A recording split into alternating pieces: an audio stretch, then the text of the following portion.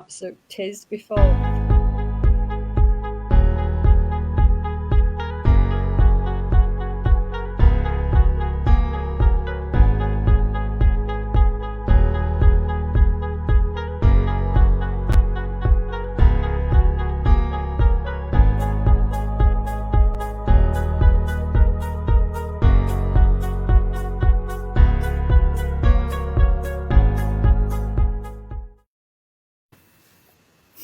Good afternoon, everyone, and thank you for joining us on day 3 of the 50th anniversary for Values Interaction, and obviously Values Interaction Scotland. I would just like to say that I'm being joined today by Andrew Holman, who's very highly acclaimed in the work that he's done over the last century. Sorry, Andrew. And we're going to be hearing from 3 other people this afternoon in the form of some interviews that we did earlier on. Unfortunately, 2 people aren't able to join us today. So Andrew Bright, who will be one of the first videos, he's unfortunately not with us because he's very busy working. And Eve Rank, unfortunately, she's not well today, so I'm giving her apologies. But before we get into any detail, I wonder, in fact, just introduce Andrew Holman here, but if we could maybe sum up, Andrew, what VIA in the 90s has actually meant for us. I think we should also add that Andrew Barber is in our green room and waiting to come in, and will be joining us shortly, and he's watching that. He's keeping up with events. So the 90s, for me, it was firstly a decade, I think, of certainly there were lots of practical research and publications going on. There was a lot of work, and I think we printed more than ever before. But more importantly, their focus was by and large about empowerment, choice and control. Mm-hmm. And almost all continued and built on the VIA tradition of showing the how to as well as the why. We all included good practical examples. We still had the more expose type of information that we've heard about over the last couple of days from the likes of Anne and Alan and so on. So things like do they still have trams? My report on life in a hospital, that tried to show the realities and the abuse that VIA had always tried to highlight and to make the case for change. Mm-hmm. In retrospect, and when compared to more recent times, I thought it was very much a time of excitement. It was a decade of, in retrospectively, it was the decade of opportunity. We didn't always think so at the time, but it was, and a time of theory into practice, as the interviews and with people will show shortly.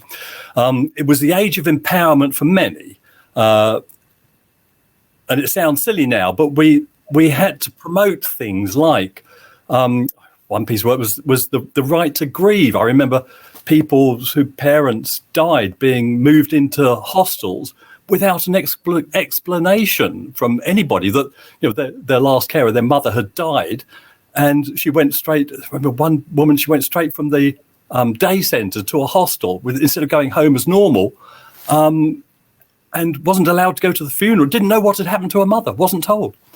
Absolutely appalling sort of stuff. But now in the 90s, we were supporting people work on voting. Self-advocates were able to choose where they lived and who they lived with, whether or not to have sex. A major work we were doing there on people's rights there. The right to get married. I remember acting as advocates for people, arguing with vicars about people's right to be married, to have children, of course, and that was a whole another big raft of work. And one of the things that we're more concentrating on today, trying to sort of distill all this down into something that we can talk about in the short time we've got, is to choose and employ their own support, for people to have the money and be able to then use that to live where they wanted, the support they wanted, and for some people to get jobs as well. Mm. So all of this work helped towards establishing greater rights for people with learning disabilities.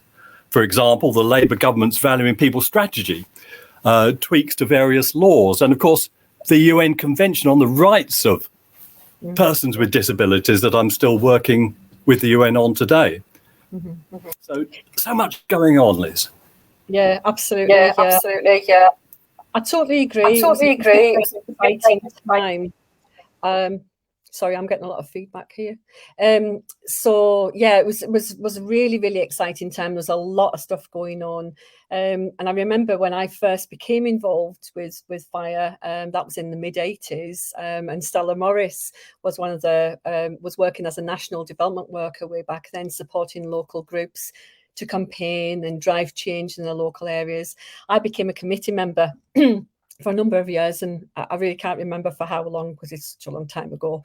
But it was later in the 90s, in my role with VIA, and the work that I was doing then, that led to the publication of Too Little Too Slowly, which was a piece of research in Scotland, investigating how many young people were receiving direct payments and what support networks were available to make that happen for them.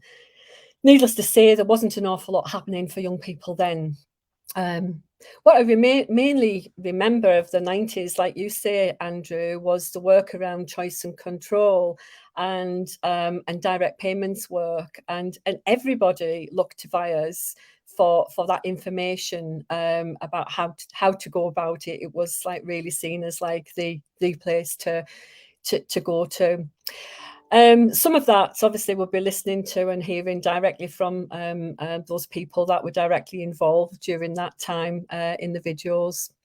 But of course, also Values into Action Scotland was becoming established in its own right, focusing directly on Scottish issues, supported at that time by David Anderson, Simon Duffy and Julia Ridley, to name only just a few of those legendary names. And of course, John Dalrymple, who still sits on the board today. But you'll be hearing a lot more about that tomorrow, I'm sure. So, Andrew, over to you. Thanks. I thought we should talk a little bit about the people who were involved at that time and give due credit to them, because I was only a very minor part of this.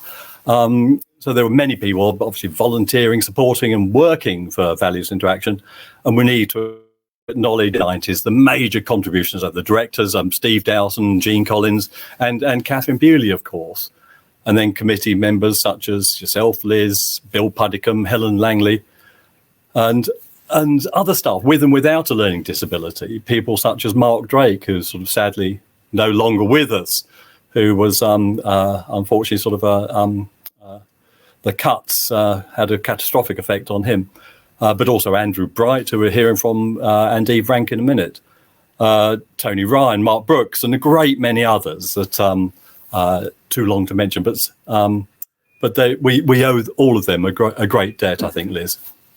Yeah, absolutely. We certainly do. Andrew, so you've been an active supporter of VIAS for a great number of years now. Can you remember when you first became involved?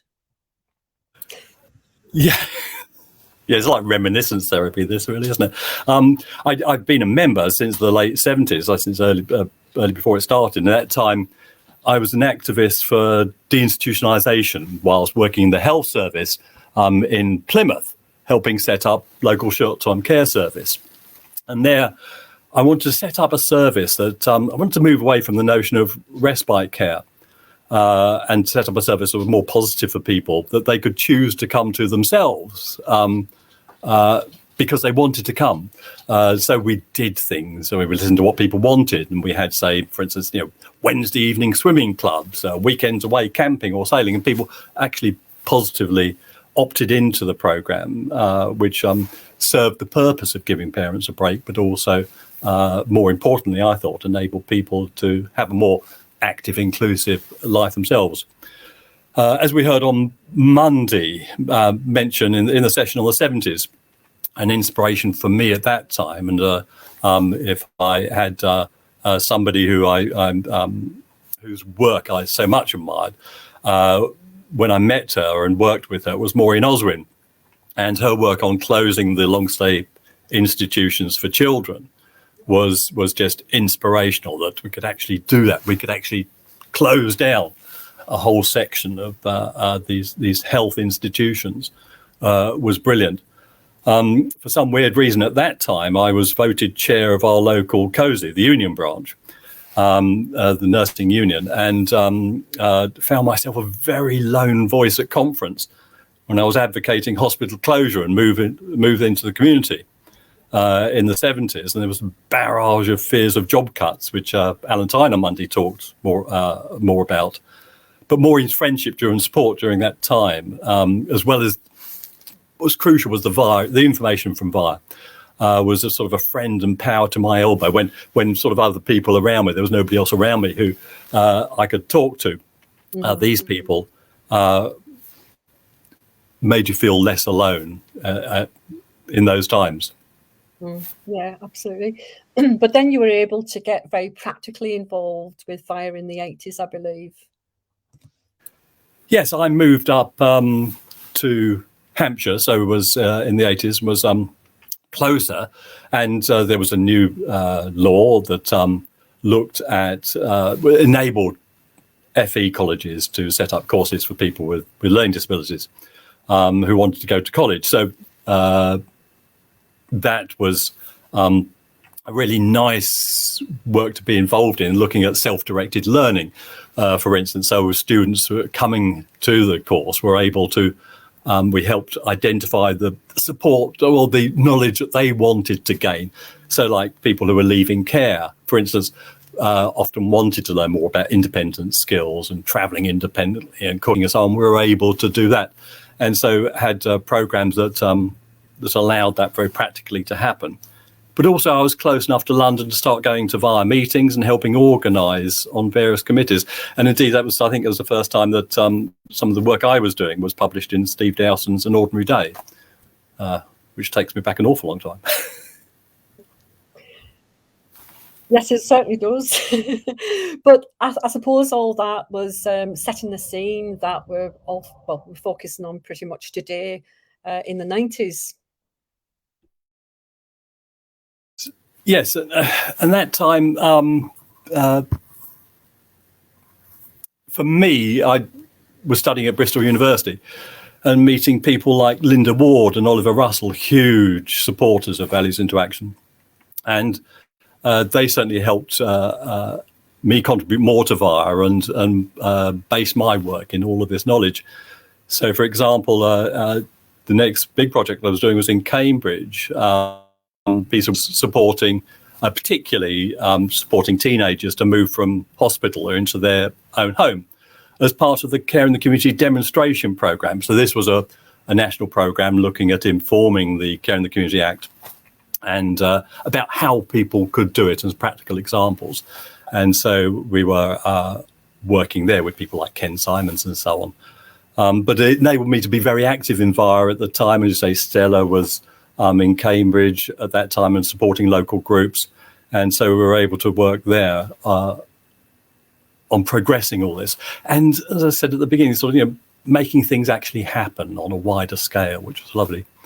So being able to be in VIA and bounce ideas off people was essential when this work, as I say, informed the Care and Community Act.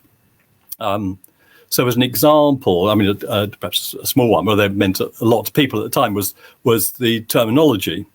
And there was an Eve, if she was able to make it, they would talk about sort of, not labelling people and what have you.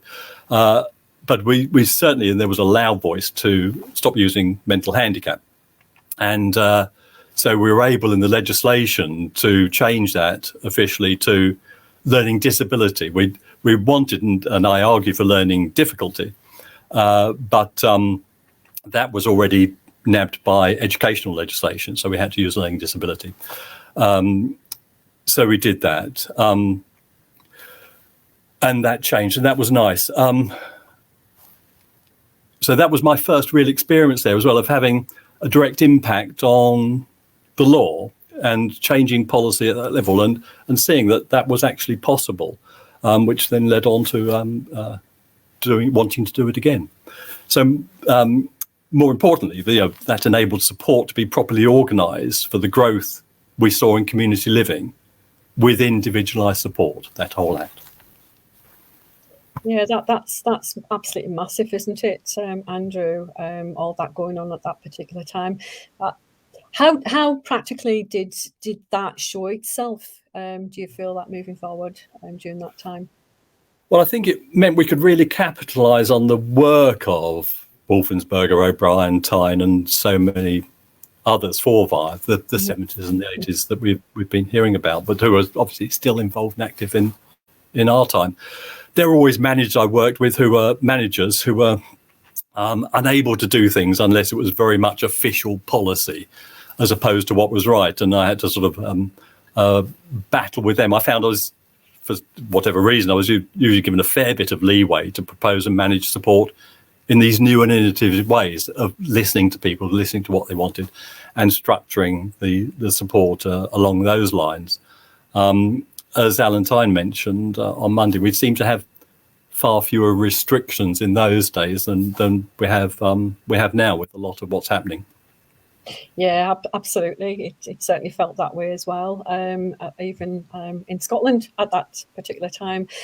But as you started your first, and you started then, I suppose, your first project within VIAS at that time? Yeah, it was with Steve Dowson as director then. I had the opportunity, I'd been speaking and organising various conferences, but an unexpected offshoot was when the Community Care Act came in and Thatcher bunged in at the last moment. It was almost like the night before when it was slipped into the library, bunged in the purchaser-provider split. And of course, this enabled a perfect VIA project to look into the pros and cons of that. I am critical because this Conservative government sort of late addition, enabled money to go to friends opening up private businesses. But we wanted to look at that and see what other opportunities were there because couldn't change it. So I was seeing that it also enabled a wider access to money and a bit of a back door to people getting access to money themselves. And thus, with a slight tweak, of course, we're talking about, direct payments. Is this possible? Looking at that. Yeah, absolutely. Although I suppose still at that point in time, the route still wasn't very easy for people with learning disabilities, was it? No, that was theory at that time. That was theory. And we had shown there were benefits from that research, and some people had started to get access to money through third parties. And so we started writing these examples up. A quick illustration was when I was doing that research and I lived on a boat on the Thames and got the sailing school next door to include people with learning disabilities, the people who I was sort of seeing every day.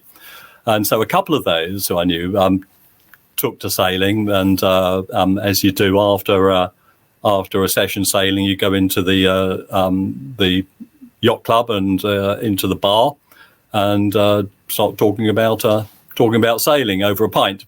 And they had just indeed, this is where sort of Simon comes in, who's talking tomorrow, I think. They had a service broker there at that time, I think employed by Simon, who suggested using some of their support money for a sailing holiday. And their support wasn't always the best.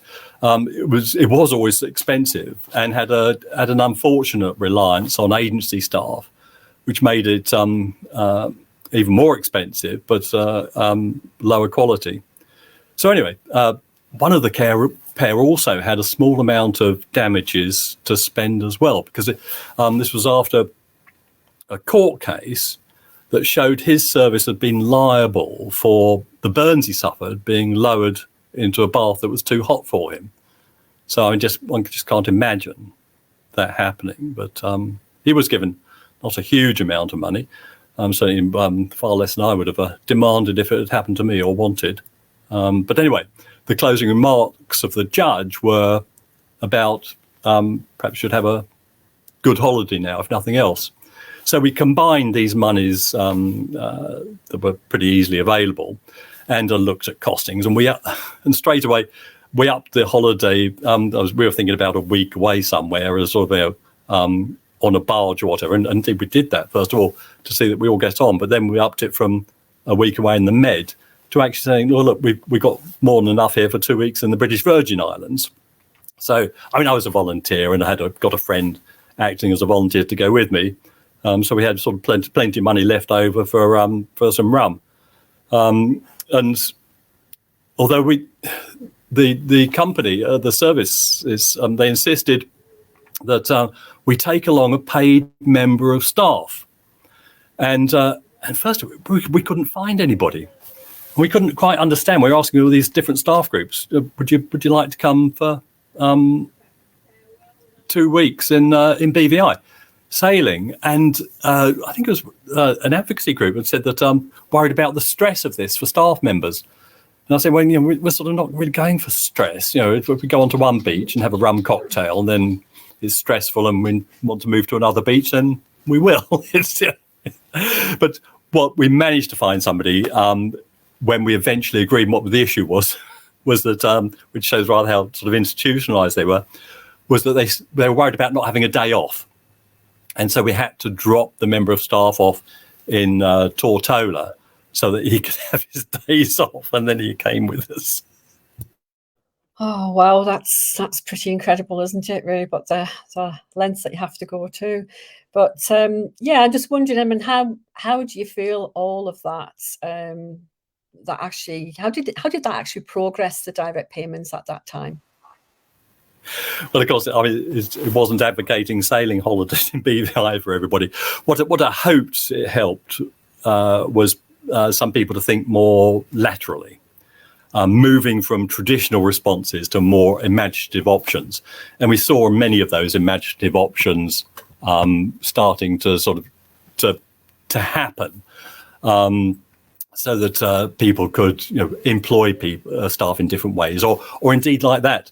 Not necessarily have paid staff, but offer them other things. Like I got a free sailing holiday out of this as well. But for instance, when we set up support services where people were living with somebody rent-free in exchange for so many covering so many nights or whatever, that sort of thing that enabled people to start thinking in different ways. Absolutely. But still, at that time, the legislation didn't include people with disabilities in the beginning, did it? So, yeah. What happened? Yeah. Well, it was actually the regulation, so they were easier to change than the legislation. And we had by that stage several publications showing that practically people could do it, how direct payments could work for people with learning disabilities, and how to address the major issue of consent. So we had all that, and consent, there was often an issue thrown into the argument, which was, of course, never argued about when people were sent to institutions. We'll hear from Andrew Barber in a minute, who I think is hopefully still listening to this conversation. But we'll hear Andrew Barber about what consent he gave to being moved into an institution. But it wasn't until the night before the launch of the publication I did in this first bigger one, Funding Freedom, where I got a letter from the minister just the night before saying that he would change the regulations and include people with learning disabilities. And that was such excitement there. It was such a great time to actually, yes, that's included. And then we can have a real proper conference, not arguing about are people going to be included or not, but looking at, okay, what do we do now? Yeah, absolutely. And your work always included the empowerment of people with learning disabilities, didn't it? Well, I hope so. I hope people agree with that. And because I always did practical work, supporting people through anything more. I wouldn't claim academic, but the research and so on. So we now made sure that in VIA, for instance, with this, made sure that there were paid jobs built into all these projects we were looking at, and inclusion in all projects. Indeed, not just inclusion, but also people leading projects themselves. And that was a major change. It was tricky sometimes sorting out benefits and not mucking other stuff up, but where there was a will, there was usually a way, and we managed it. The main way of enabling power was, of course, information, but in the form that people, or rather each individual person, needs it. So sometimes this had to be by experience and trying something out and gauging a reaction. If people weren't verbal, for instance, but a basis for a more general audience, and to enable support workers and so on to show and explain things to people easily, we developed the early easy read information, and have carried on there ever since with that. Yeah, absolutely. I think this gave the green light to the work that we did, telling people more about direct payments, as we can hear now from Andrew Bright in this first video. Thank you.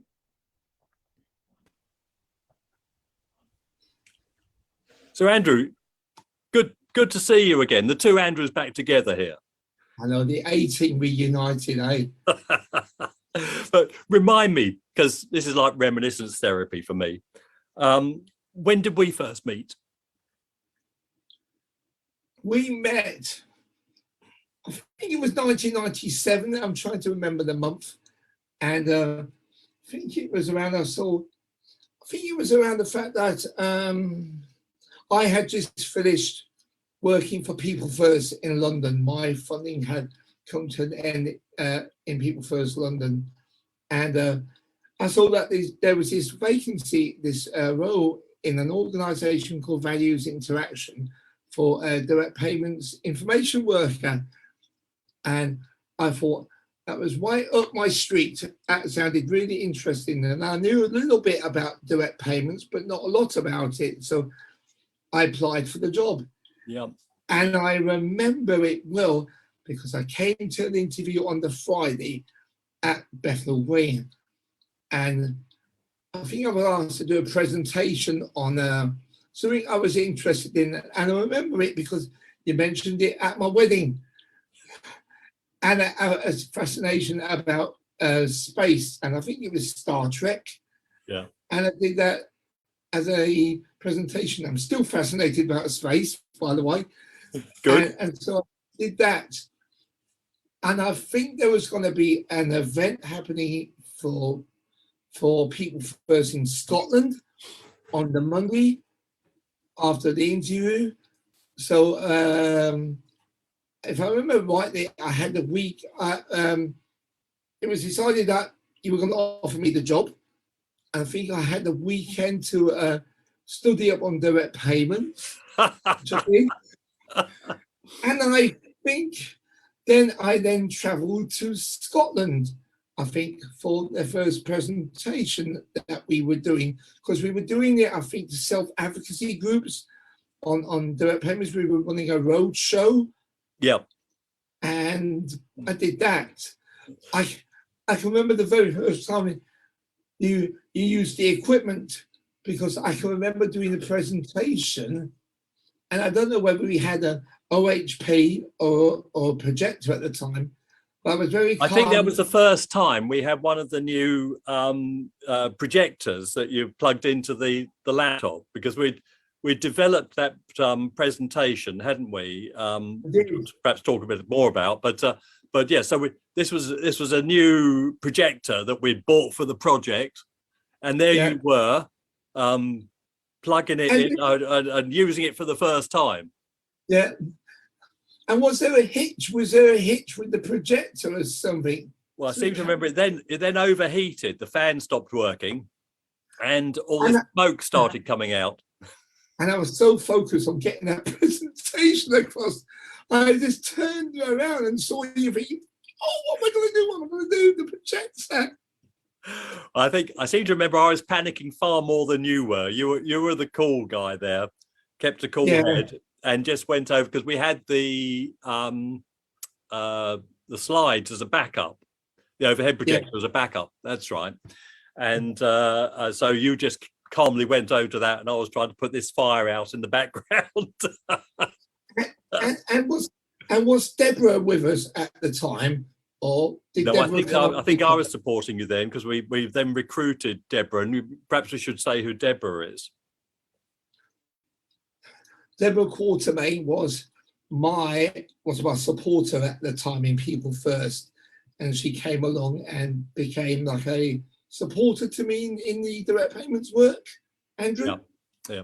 And that was particularly useful because, of course, she knew you well, and had been used to supporting you at People First. Quickly, I'm sort of sorry, stepping back a bit. What was your job at People First? Remind me. I was an office coordinator.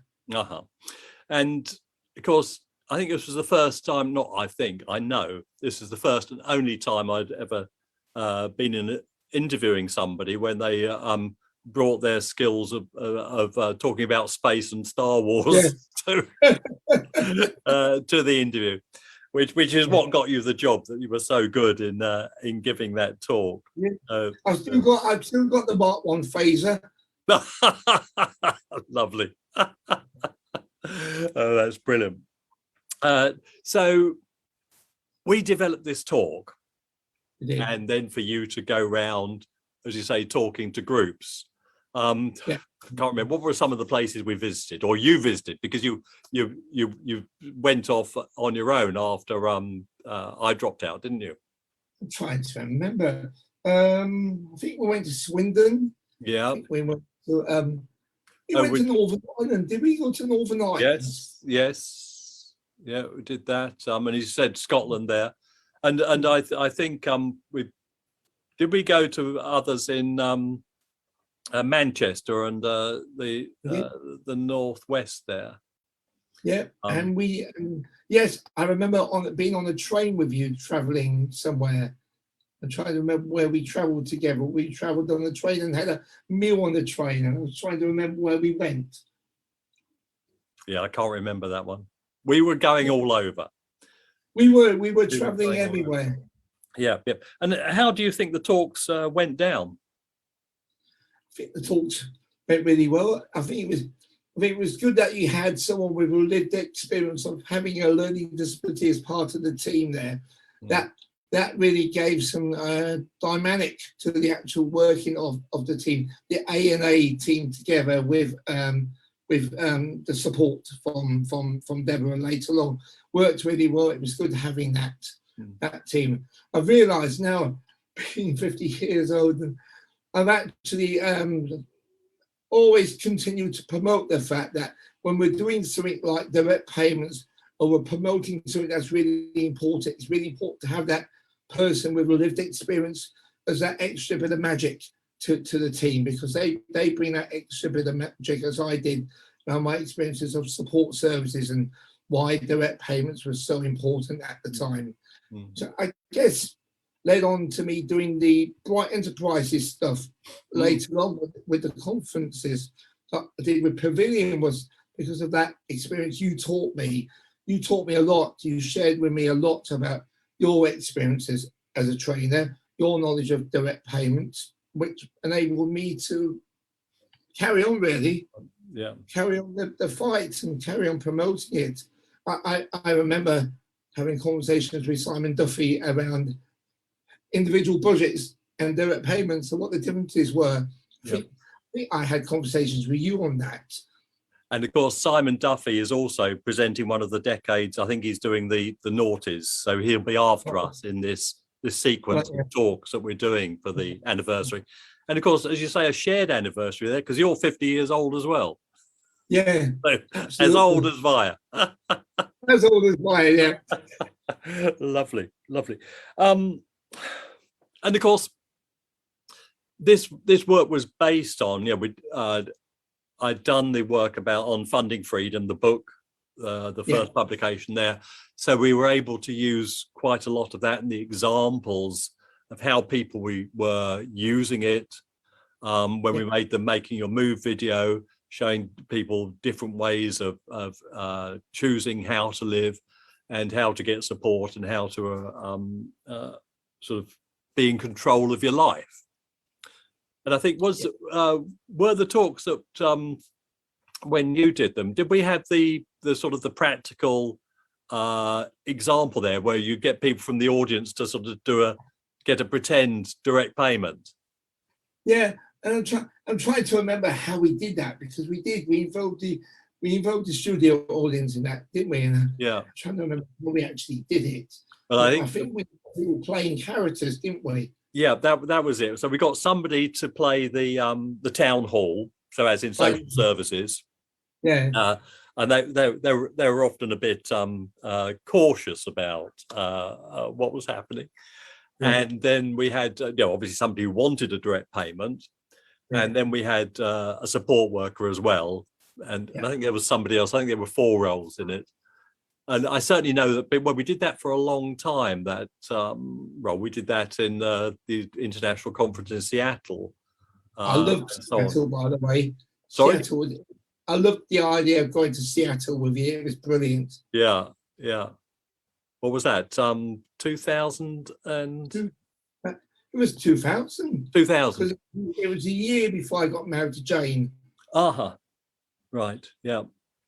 Yes, that was fun. Yes, I think that was the furthest trip we did for the direct payments work. That was Tash, wasn't it? Tash, the organisation called Tash, organised that. I remember that. Yeah, that's right. So, I mean, I know, and we'll hear from Andrew Barber in a minute, who listened to one of your talks, one of the VIA talks, and went on and got a direct payment, how it worked for him. So we'll hear about the results of some of this at the moment. But as you said, one of the major key turning points at that time was where we persuaded, with the first Funding Freedom Conference, the minister at the time, it was the night before the conference, where he agreed that people with learning disabilities could access direct payments. Yes. Which was something that they had excluded before in the legislation. Exactly. They weren't allowing people. So that was sort of pretty significant change there. And of course, getting it the support right for people was so good.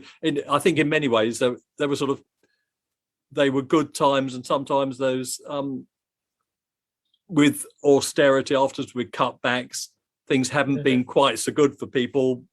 And there was always that about consent, wasn't there? Trying to get people's consent to having a direct payment, especially if they couldn't speak non-verbal to someone, trying to get their consent and the barriers around that. In fact, that there shouldn't have been any barriers, Andrew, because people should have been supported if they couldn't communicate, supported in another way to be able to consent to a direct payment. But we know it was really hard. That was one of the stumbling points, was the consent issue. And the result of several publications afterwards and so on, the idea of setting up independent living trusts and what have you, that helped in that, I think. Yeah. So now, how long were you with us for? Was that a year then? Or was it longer than that? It felt like, because we carried on working together, didn't we? When I finished with VIA, you helped me with Bright Enterprises. You came along as a guest speaker, you helped me. So it feels like, even though I'd stopped the VIA work, it seemed that we kept in touch, still working together on it, because we both believed in it being really important. Yeah. Well, yes, it was a good time. It was a good time. But and of course, then you got married, and then you moved north. I moved north, yeah. So tell us just quickly what to sort of wrap it up a bit here. What are you doing now? What have you gone on to? I'm working for a really good care provider called VIAS Trust, and I'm lucky enough that within VIAS Trust I do 2 different jobs. So I'm full-time. So for 2 days a week, I'm a service quality director for VIAS in the north, which covers Lancashire, the North East and Lake District. And in my 3-day week job, I'm in charge of the development team in VIAS Trust. I'm the head of development. Jobs share that with someone else. and that row was around development, future developments of services. Like we run a project called Dolphins Den, which is around helping people to set up a social enterprise, to looking at moving away from building-based day opportunities and bringing people out into the community and looking at community-based activities around mainstream. So moving away from day centres and actually having people doing things in the community, and actually looking at volunteers and how volunteers can play a part of that. We're doing some work in the west of England on that, and some work in London currently on that, and doing all sorts of things really. Vera has been really great, like you was for the period of time we worked together. Vera has been really great for me, exploring other ideas that I have, and it's all around improving lives. Yeah. So all of these other things I've been working on around improving lives. Vera has been the backup. They've been behind me 100% with my idea. That when I came up with the idea of Dolphins Den, it was because I love Dragons Den. I wanted to do something for people with a learning disability. People thought I was mad coming up with the idea, but Vera had a dolphin as a logo and said, "We can do this. Let's work on doing this." And for about 3 years, we did it for nothing. We borrowed people's time and said, "Could you loan us a free venue if we did this for you, or if we did that for you?" And people were terrific. And Brilliant. that project gone from strength to strength. And Wow. Well, all power to you, Andrew. That's been brilliant. That and great to have that reminder of however many years ago it was now. yeah, absolutely. Was it? Wait, 24 years ago now, 25 years ago. Blimey. Yeah. Lovely to talk to you again. Thank you very much for doing this, and hopefully you'll be able to join us on the day. Great, Andrew. Thank you. Right. And unfortunately or not, the reason, of course, why Andrew can't join us here today is because he's busy working, as you hear, which is marvellous. I mean, it's a real example, a very real example of sort of VIA's new approach to projects here, or developing approach really, of including people in projects, leading conferences, and indeed involved in everything that we did. That should always include or be led by people with learning disabilities themselves. It was a good time, wasn't it, Liz? Yeah, it certainly was. I think these contacts and communications again has sort of really opened up those old brain cells, sort of taking me back in time. But yeah, there was a lot of stuff going on then, and obviously this, Andrew is a prime example of how things should be, and obviously why he can't be with us today, because he's working hard as Service Quality Director for Theatre Trust. So, but let's go on to our next video now, which is Andrew Barber's story. Who, after hearing from Andrew Bright and thought about all the possibilities of what direct payments can actually offer, he's a real example of those possibilities that offered to him. Yeah. Oh, good morning, Andrew and Sue. Morning. Good morning. Okay, so Andrew, you went to several different schools as a youngster, but you had experience of being bullied at them? Yeah, I was bullied at the secondary school. And not a good experience? No. No. But then you left school and but then got sent to a day centre. Is that right? Can you tell us a little bit about that? Actually, I got a job, and it was a general gas appliance. And they had a blackout on the Capstan lathe, and then they sent me to a day centre called Morningside. Yeah. And what was that like at the day centre?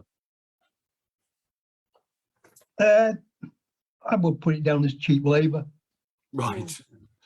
Oh, so that was at the time where you had jobs to do there. Yeah. Yeah. But It didn't work out there, did it? What was the next move? Well, I got it was like somebody accused me of doing something. Yeah. And I just lost me cool and hit him. And then it was like, oh, you're going on holiday. So I ended up going in Coldstone for 10.5 years. Sorry, they said you're going on holiday? Yeah. And sent you to Calderstone's long stay Hospital, mental handicap hospital? Yeah. Wow. Yeah. Right, you've left me speechless there. We were just talking about coming down on holiday to the Isle of Wight. That's a bit of a different sort of a holiday, isn't it? Yeah. Oh my goodness. Right. And so how long did this holiday last? 10.5 years. 10.5 years you were in hospital. Yeah. Yeah. And so what was that covered your whole of your 20s, I suppose? Yeah. Yeah. My goodness, my goodness. And do you mind me asking, how old are you now, Andrew? 75. Blimey, well, you don't look it, mate. You don't look it. You're looking well on it now, despite that experience 50 years ago. So then how did you get out of hospital? My brother got me out, actually. And I was some social worker came, picked me up and said I was going home living with my mum. But in fact, they took me to an hostel called Wearmouth View. Right, so you were lied to once again? Yeah. Wow. Right, so you didn't go back home living with your mum? No. Went to a hostel? Yeah. And I mean, I don't know, I wonder whether that was that in the times where that had been part of the care in the community programme? I have no idea. Yes, or lack of care in the community programme. Yeah. But so you were at the hostel, and then I think when did we meet? Would it be 99, Andrew? I think so. I reckon. If not a few years before. Getting invited to do a talk on direct payments in Glasgow. Right. Okay. With Values into Action. Uh-huh. And Sue and I went up and did 2 workshops in Glasgow. Ah, right. And how did you first hear about direct payments? It was 97 when somebody told me from Tim Side Speak, actually, and he said, would I like to go to this conference that was being held on Wimble Lane? It's just down the road from where I live now. Yeah. And I then applied for it. Right. And did so the training and got on it, and I put an advert in the paper, and got about 5 or 6 replies back. And the longest interview I did was with Sue, which lasted an hour and a half.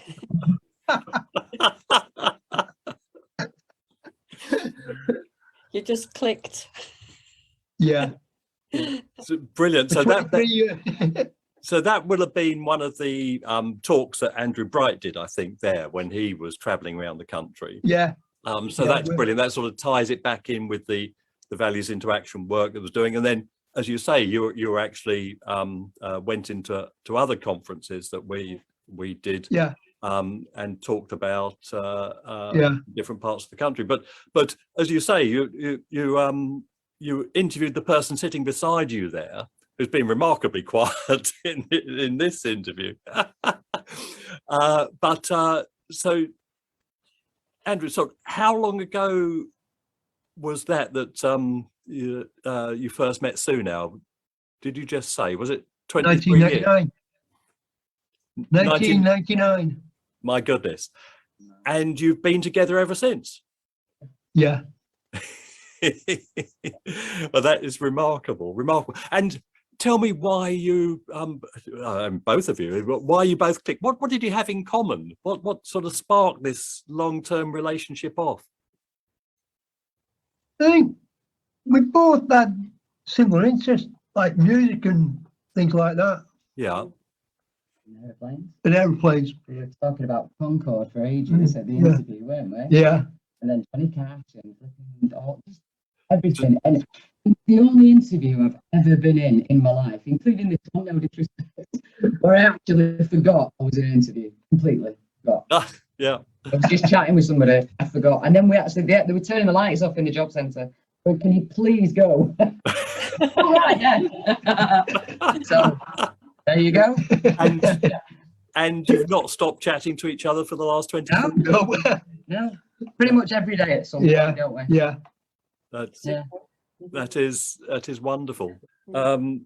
So 23 years ago, are you still employing Sue on a direct payment, Andrew? I pay you privately now, don't I? Mm-hmm. And why is that? Why not a direct payment anymore? Because my direct payment stopped. Sorry? Why did it stop? Payment stopped. Yep, and I mean, gobsmacked look again. Why did it stop? Yeah. They didn't tell him why it stopped. They didn't even tell him that they'd stopped it. They just stopped sending the money. What I find, obviously it's sad when, like with direct payments, it was a big part of my work, and covered sort of 15 years of my work, I suppose, in one way or another, and trying to, believing, I suppose, like you, believing that this was a good option and that you would always have the support there to use them, always have the money, always have the support to use the money well, and that you needed, but then I suppose it's like it's not just direct payments that have been affected by these cuts. It's many areas of life generally, but also in support services. But I find it remarkable and sort of difficult to understand how it can be justified that a huge amount of money was spent on sending you, Andrew, to a hospital for 10 years to live there. Mega amounts of money. They're happy to spend that, and then it must be a very small percentage of that money is your direct payment. It can't have been much at all, and they then take that away as well. I think it's really, really, really, really dreadful. And I mean, direct payments have obviously been something I've been involved with throughout that whole period of time as well, and continues to be. And any monies that you actually have, from your benefits or whatever, is your monies to live on. It has nothing to do with any, the supports and anything that you've been assessed as actually needing support for. And so I suppose if they could have proven that your needs, you have actually changed substantially, they should not have actually taken or stopped that budget with actually having another assessment and saying, well, okay, this is what we feel now, things have actually changed or shifted, and and I suppose giving you good reason for that to happen. So I think it was morally wrong for them to actually do that. And Elizabeth, I can't agree with you more, because I just thought, I understand there's cuts. I understand the world can't just keep paying out money for everything I do. But please, why didn't you speak to him? Absolutely. Why didn't you explain to him why, or what was going on, or reassess things, or look at what you could afford now, and make sure he was okay with the PA he had, or whether he was going to look for someone else? Totally. Just treat him as the equal that they say that we all are. Because clearly they don't mean that, and that's what made me sad. It was just, right, we're done. To not even tell him we're going to stop this, for us to find out, and then to just go, just get somebody else. That's worse than the cuts in a way. It's just to be treated like you don't matter anymore. And that was very sad, wasn't it? Very upsetting.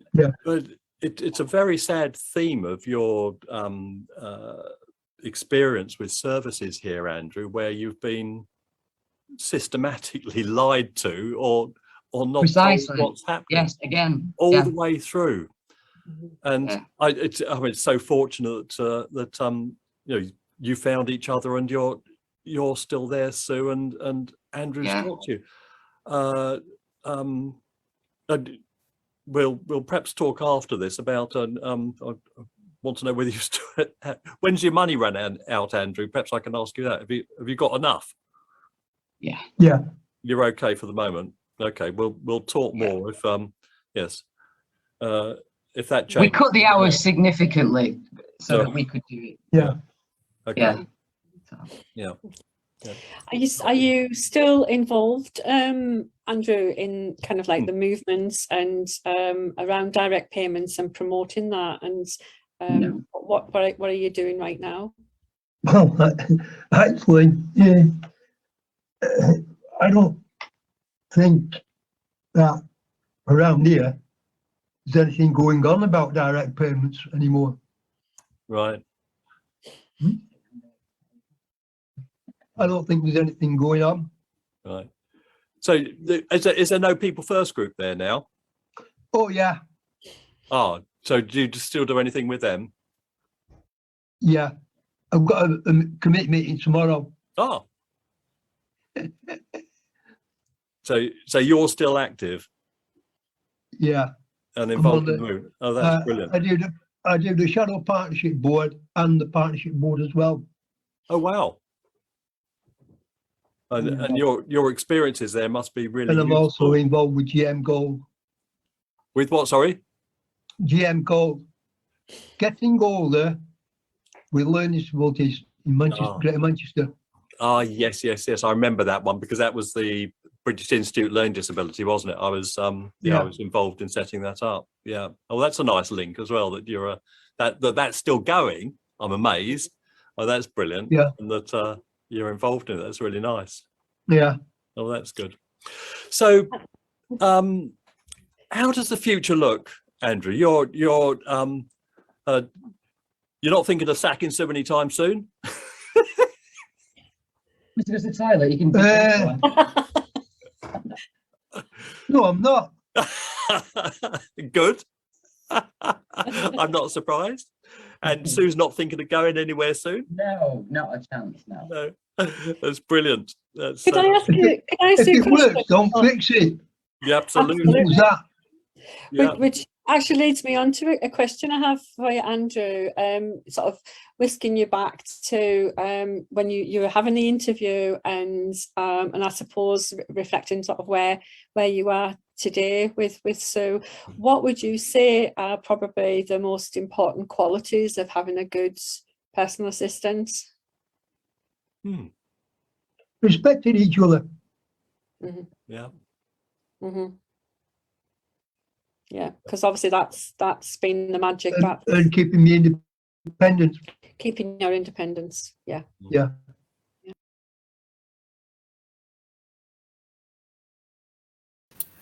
Right. Well, Andrew, can we bring Andrew up into the screen, please, Liam? Are you still there, Andrew? Whoa, that was a brilliant video, Andrew. Can you speak? Are you muted? Let's go. That was He's got it. well done. We can hear you now. I always love talking to you. You're a hero of mine, another hero. You're a hero. You're such an incredible person. I think what I admire so much about you, I think, is that you've come through these traumas, you've come through these awful things that today, with your direct payment cuts, are still dumped on you with such grace and tolerance. And I don't understand how you do it, but I admire you so much for it. And of course, seeing you with your soulmate Sue there is as enthralling as always. So hi, Sue. I don't. I'm getting side messages, Andrew. I'm being message about we've got to play E's video because we're running out of time already, and we're short of time. This I thought an hour and a half, loads of time, as you do, and then you get chatting and you've got no time at all.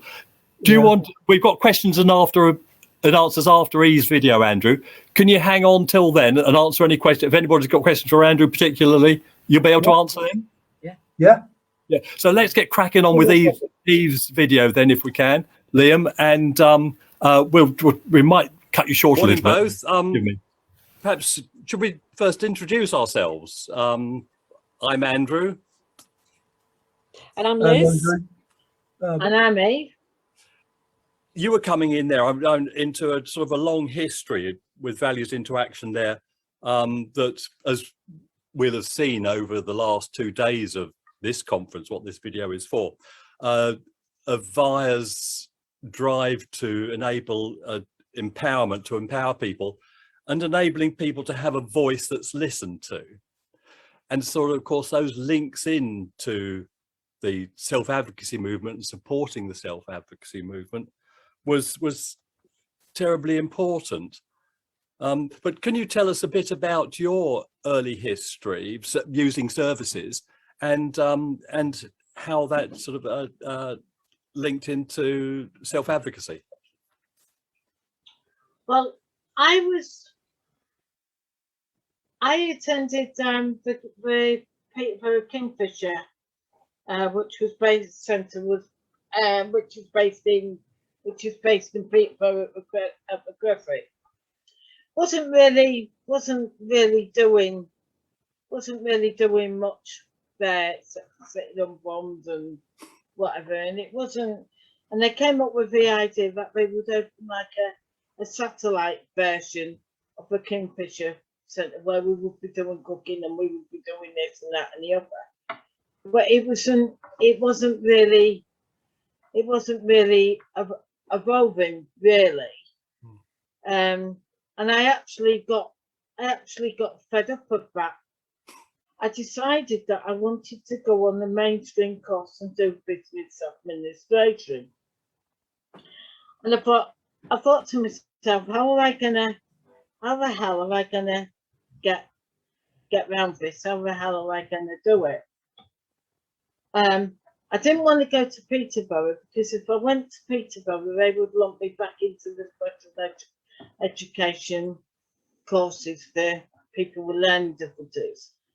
Yeah, and I didn't want that. I didn't want to be doing woodwork or stuff what won't be no good for me whatsoever. So I decided that I would bring Huntington Regional College up, and I rang Huntington Regional College up, and they said, come for an interview. Yeah. I went for an interview. I told the truth that I was on these courses and whatever. And she said, do you know what? I'm going to give you a try. But you've got to go down once a week to this special educational class, once a week. And then I got this placement. Yeah, because they had to send you out on placement. Now they put me in the placement with, this is where the advocacy project comes along. Yeah. They put me in the placement with the where my social worker was. Yeah. So that's the history of me day centre. Lovely. And as you say, you then had your first involvement with a self-advocacy group. Yeah, now, because I have my placement at my, this is how I come into the advocacy world. I have my placement from Huntington Regional College at my social worker's office, which was Kim Kachuk at the time. So I used to have to go there once a week. So I would, I have these pals where you had to stamp, where you had to put through the franking machine, or you had to photocopy, or you had to shred, or you had to fax. Yeah, her secretary put her fax onto my shredding file. Yeah.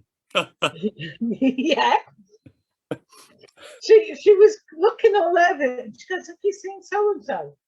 And she goes, "Oh, I put it in a pile." So she's looking in my pile, and I said, "And I'm just reading something," and it was in half. I had to pull it out with the shredder, and it was in half. Yeah. And I laugh about it to this day. She said, "Right for that, really nice." She said, "I'm going to send you to this advocacy project for a punishment." So I ended up going to Speak for Ourselves as a punishment. Now I've got a little saying now. I've got no idea who got the punishment, because I certainly didn't. Does that make sense? Quite, and of course that was the start then of so much more involvement in advocacy, and you then went on, didn't you, to the National People First meeting? Yeah, what happened was that through Speak for Ourselves in Peterborough, I went on to then what was called Speaking Up in Cambridge. I was volunteering there. I was chair for 6 years, and I think that's where I met you, Andrew, because I went to the VIAS conference with London people there. So it was part of building up that network for Speaking Up, because I was volunteering for two groups. By then, People First and Speaking Up, if that makes. Well, I just want to move on there, because we then started very much working together on developing national policy there, and the work towards the Learning Disabilities strategy. But again, by the time that I left, because obviously I think this time I'd not long. This was when I was actually working for VIAS. Then you're going sort of like into the 2000s, because I was actually working on the advocacy project because of illness. I was told that I had to actually find another job, which I think that was under the doctor. So I went with VIAS. I was working 3 days a week. Loved it. Best job that I ever had. We set up the Learning Disability Advisory Group to set up the Learning Disability National Forum, and also there was representative from, at that time, was from the advisory group to the task force. But when it moved over to National Forum, then there was two reps. And reps there. so there was a sort of huge amount of important stuff there you were doing, but you went on to even greater things. You were appointed as the only commissioner with a learning disability on the DRC, the Disability Rights Commission. Yeah. So I was there from start to finish. Yeah. Wow. My role there was sort of like representing people with learning difficulties. Again, it was around advocacy, whether it was transport or whether it was, stuff on human rights, and sort of like coming up with and making sure that all our documents went out onto Easy Read.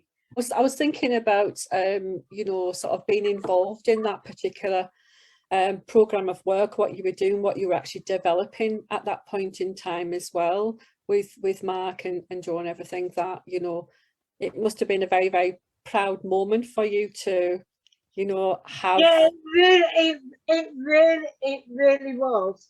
It was a proud moment to see things change. It was a proud moment to actually think, well, you know what, I've been a part of this. Yeah.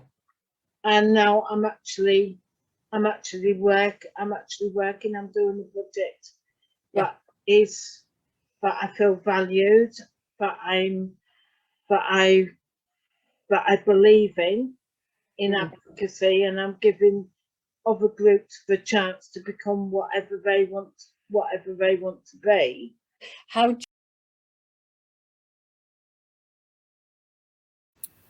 I'm Eve. I'm sorry, Eve. When you're watching this, we had to cut that a bit short because this 1.5 hours is whizzing by, and we need to go. Well, hopefully there's some people with some questions there, and that we can try and answer them. And is Andrew Barber still with us, Liam? If we could have him back, that would be good. Hi, Andrew. And I don't know who the questions are for, what they're for, Andrew, but we'll try our best to answer them, shall we? Hi guys, so obviously well done, and obviously well done to you too, Andrew, for doing that, sharing your story. It was absolutely amazing. We do have quite a lot of questions, but obviously just for time, we will try our best to answer as many questions as we can. So obviously the questions will go to Liz, Andrew, and also Andrew Barber as well. So our first question comes from John Brown, and here's what he has to say. So he says, does self-directed support offer people with learning disabilities a better chance of directing their support? I don't know, Andrew, whether you could answer that at all. Well, it's given me a better quality of life, Andrew. And I don't know what I'd have done without it, because I've got a great PA, and it's working with us both. So if it's worked for me, it can work for somebody else. That absolutely, that's brilliant. Give them the right support. And I think that's key, Andrew. And I was just going to quickly add in there, also, I've seen people who have had their money ripped off by people who are paid to support them and not having enough oversight over them. They've stolen their money and so on, and it's ended badly. But so often it's been so much better and so good, and you're getting the things that you want. Yeah, I'd actually sorry. I echo that it gives people much more control and that flexibility over doing the things that they want to do when they want to do it, basically. Yeah, absolutely. Okay, brilliant, thank you very much. So our next question is from Norma Curran, and here's what she has to say. So Norma Curran says that in the beginning, people said direct payments would be too hard for people with learning disabilities to manage. How do you respond? Yeah, over to you again, Andrew. It can be managed with the support. We have a payroll system that they'll send me a pay slip which says wages, and I would write a check out and pay Sue by check. I think it was one of the big issues that's always been thrown around, and also a bit of a disappointment in more recent times where people were always promised lots of support. First of all, promise, and there was a lot more support. It's being cut, and sometimes people are left in without any now, and that is a recipe for disaster when that happens. Yeah, and I think it also goes back to some of the stuff that we were talking about earlier as well, in this interview around the issues around consent for people, and how people, particularly with more complex needs, are actually going to be able to, I suppose, manage a direct payment. It still draws up a lot of conflict with those in authority. And I think what we have to do, and we have done over the years, is actually prove how this does work and actually can work. And it's about holding on to those stories hard and fast. Okay, brilliant. Thanks very much. Our next question comes in from Jordan Allen, and here's what Jordan has to say. So Jordan's question is, do you think things are better now for people with learning disabilities than before? Certainly from my point of view, the age of austerity has crucified a lot of services and supports. There are opportunities around, but it's to my eternal shame, things like we've done nothing. I was told I can't swear on here, so I won't. We've done nothing about closing the assessment and treatment units. That is an appalling blight on our society, and that's replicated in driving down wages as the sole mantra, rather than paying for good support and keeping good support and ensuring that that's there. So that's one of my sadnesses. Yes, I would agree with you there, Andrew. I think there are some pockets of really good examples of how things have actually changed for the better. But there are still small pockets, and there's still a lot of people with no supports, and that whole area of, like, as we call, austerity and cutbacks and everything, particularly where we are right now. I do worry, and I am really concerned, and I fear for the future. I fear that there's going to be more of a push and a drive towards more of the group home, and maybe even more residential kind of settings. I've already come across a few of those, and I'm really, really worried about that. And I think we can't stop, shouting and pushing for the right thing, for people to have ordinary lives, basically. Anything you want to add, Andrew? Yeah, because when we did research on good support and bad support in Bristol, there were a couple of people there that had really bad support, and I thought, well, if they're going to be bad to you, what they're going to be like with other people, and it worries me, because as much as there is good support, there can be a lot of bad support.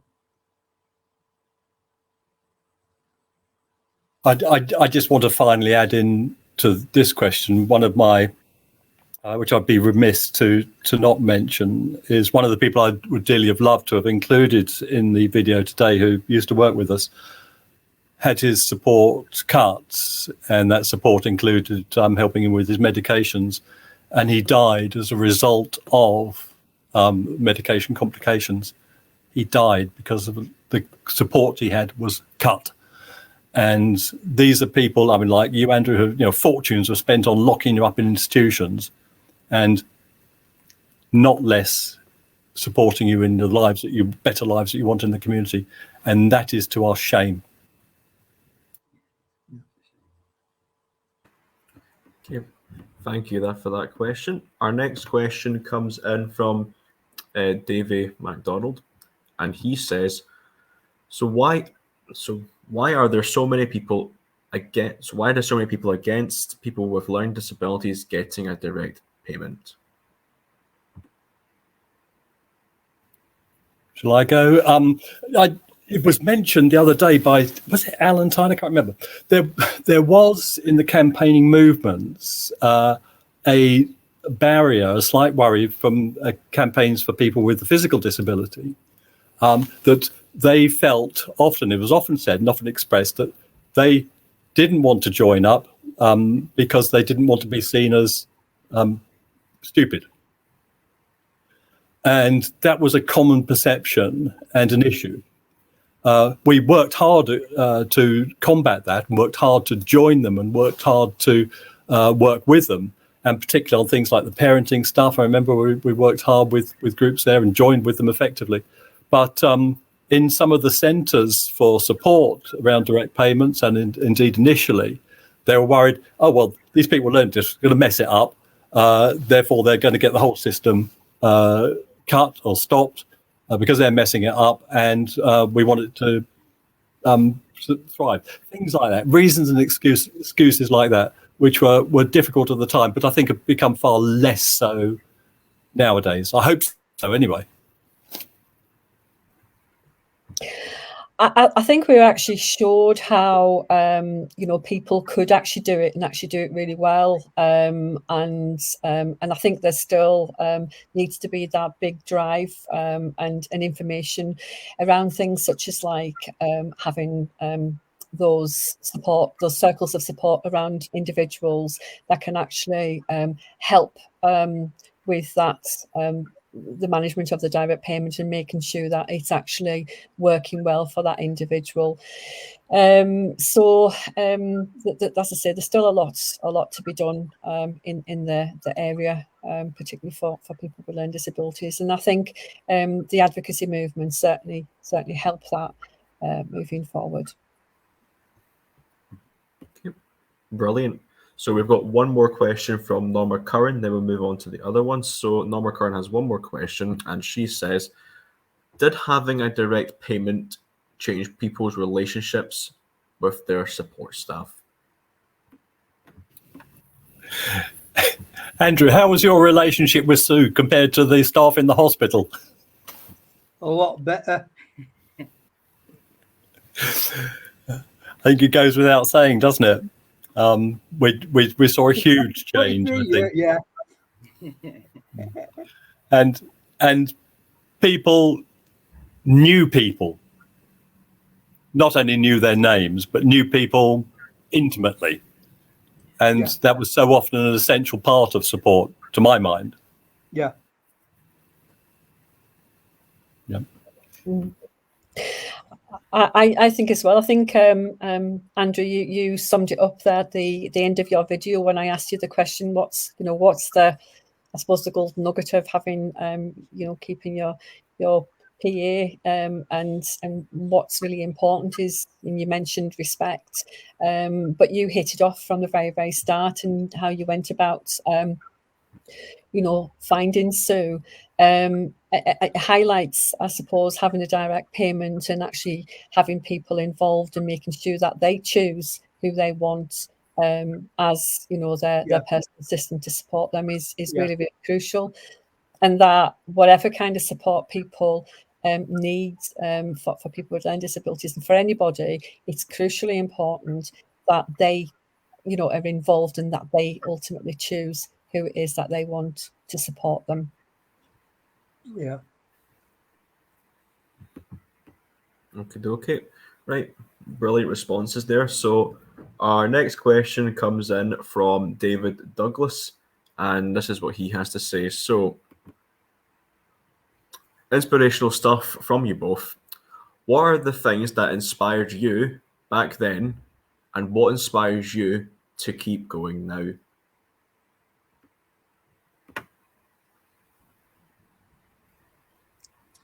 Have you got an answer, Liz, or Andrew? Do you want to kick us off? Andrew, do you want to go first? You first. Okay. Way back then, I grew up around learning disability. My eldest sister had a disability, and it was in some respects part of the norm for me as well. But I also grew to understand the difficulties that my parents were facing, and also that we faced as a family, and the supports that were lacking. And my sister was entrenched in the institutional care setting, and used the local, as we called them, the subnormality hospital, horrible names for places, and what actually all that kind of institutional care actually did to her over the years, and what actually how it affected my parents and our whole family, really. For me, moving on in my life, I had a child, my son, with disabilities as well, and disabilities, quite complex needs, and but I knew way back with my sister that I think there's a different way here, and I just viewed life as being, well, it should be ordinary, and there's different ways of actually living with the right kind of support. So when I first became involved and became aware of VIA and the things that they were talking about and the people that I heard speaking, and over the years, I say way back into the early sort of 80s, John O'Brien and all those people and the movement that came over from the States as well. And I thought, well, this just, yeah, of course, this makes sense to me. And it was a real inspiration. And my son went to a special school, and I was campaigning for inclusive education at the same time, which went down well. But I still pursued it. So I don't know. I was talking to a friend and colleague yesterday very briefly, and we were talking about retirement, and it's like we just can't really retire, because it's just kind of, you're the same, Andrew. You're the same. You know, we just start still immersed in all of this. The drive is still there, and it's still an inspiration. It's an inspiration to see people, you know, have real lives, have good lives, better lives than me, I think, to be quite honest, in some respects. But that's just amazing, and that's just how it should be. And I feel that everything that, for me, is about human rights, and it is about basic human rights, and that underpins everything that I believe in. I know we're very rapidly running out of time here, so very quickly, I mean, similar sort of things to you, Liz, but I mean, like Brian, who I met when he was 5 and had been kept in a cot in a convent, unable to walk and just rocking, seeing him learn to walk, and teaching him. Bobby with Down syndrome, who went to a nursery school in the 70s, was brilliant. So many people, I've mentioned their names already, I won't go over them again, who inspired me at the time. I think there are less inspirational figures around now. That is a problem. What keeps me going, I suppose, is, as I've mentioned, that I'm meant to be retired, but doing work, when you're asked to do work like for the United Nations on the abuse of disabled women in refugee camps, for instance, or as we're doing now, the political participation of people in worldwide, people with learning disabilities worldwide, trying to increase that. Those are major things that inspire me to keep going on, and that's brilliant. So yeah, that's for me. Have we got any more questions? Yeah, I mean, well, oh, sorry, Andrew. Yeah, when I was 2, I was told I'd never work again. I was told I'd be a cabbage, but, you know, I'm just carrying on. Right. So obviously, thank you very much, guys. And as Andrew said, I do feel that we are running out of time. So we've only got 2 minutes until 3:30 until our stream ends. So we're going to be moving on to what we call closing statements. So basically just a way for you guys to just give thanks and just, yeah. Okay, well, I just want to say thank you very much to all the people that contributed today. Andrew Barber, thank you so much, and Sue for being part of this. Andrew Bright for his contribution too, and Eve Rank for her amazing contribution as well, and certainly Andrew Holman. Thank you so much for digging up the past and also helping me remember a lot of stuff that I'd actually forgotten, but it certainly evoked my memory. So a great thank you, Andrew, for all your effort that you've actually put in today. So thank you for that. Yeah. And thank you to the listeners as well for turning up. Absolutely. Well, I hope there have been some. I mean, you're very welcome. You said it all, Liz, I think, really there. That's been brilliant. And this was all a team effort, the 90s. We couldn't have done it without each other. We couldn't have done it with everybody involved, with you, Andrew, with everybody. So thanks very much to all. Andrew, I don't know if you've got anything you want to say there at the end, but also there was a question that wasn't asked about you, which I loved and wanted to ask you, was what makes you smile? Good question. I think having a good sense of humour. And you've certainly got that, mate. You've certainly got that. I hope so. I just say, I think there are times, but the people first won't let me, and I don't want to either. So long as I can carry on, I'll do it. No Brilliant. retirement here, is there? There's just none of you retiring. He's 76 next, and he won't stop either. So, yeah, well, absolutely. I don't think any of us are retiring soon, but down to the Isle of Wight soon, Andrew. That'll be a better holiday than you had in that hospital. Yeah, thank you. Thank you, Liz. Thank you. Okay. Cheers. So thank you, everybody, and join us same time tomorrow at 2 p.m. where we look at the noughties with Norma Curran. We'll see you all then. So bye from you, all right? Bye. Bye. Cheers. Bye. Bye.